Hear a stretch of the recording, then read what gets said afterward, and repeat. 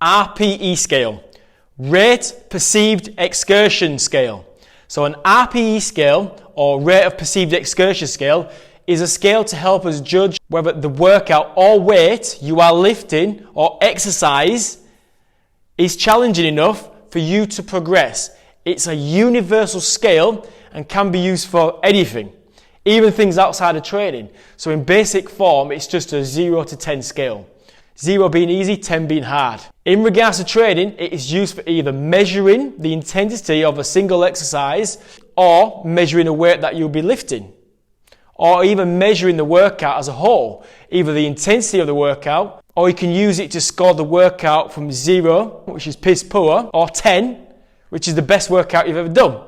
The different workouts could be a HIIT class, could be a weight session, a run, a bike ride, could be a boot camp, Pilates class, anything really.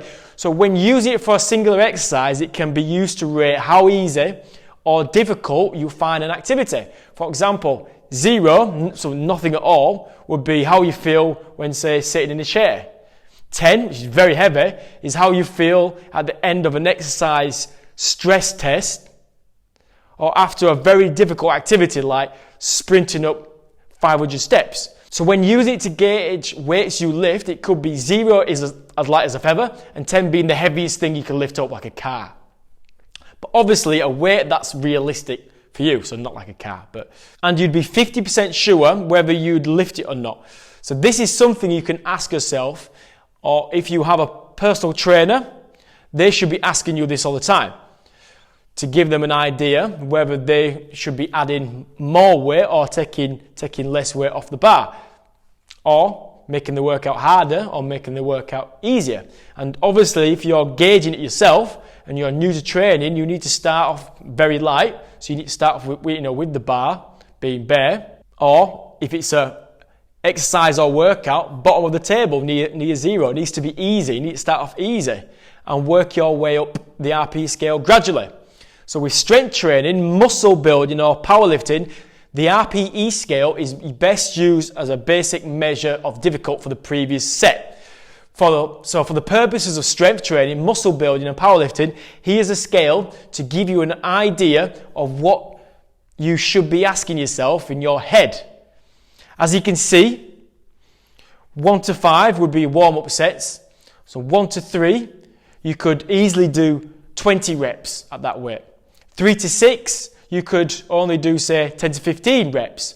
6 to 8 on the RPE scale, you'll find it very challenging, completing a full set of 10 reps. Using the scale for workouts as a whole, or for more cardio-based training like a run, here is an example of an RPE scale that measures the intensity of the workout.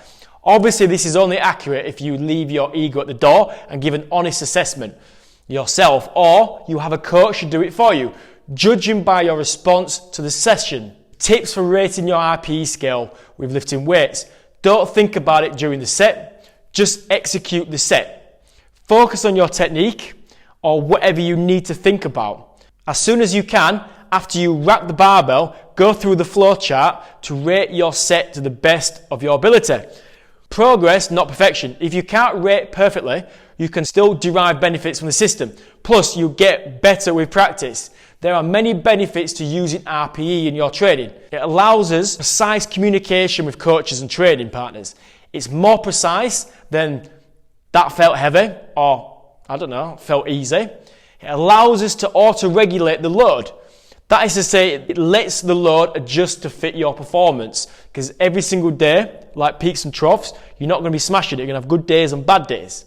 So if you're getting stronger faster than we expected, we can take advantage of it by increasing the load. If you're having a bad day, we can adjust the weights down to compensate. Like any other tool, it does have some drawbacks. It's difficult to rate low RPE sets precisely. RPE requires honest assessments.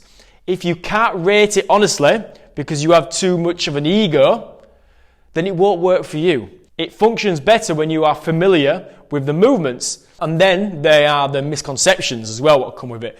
So it's not about your feelings. There's a notion that beyond a certain point, everything feels heavy. RPE isn't about that. It's about your exertion relative to the maximum effort. It's about performance, not emotions.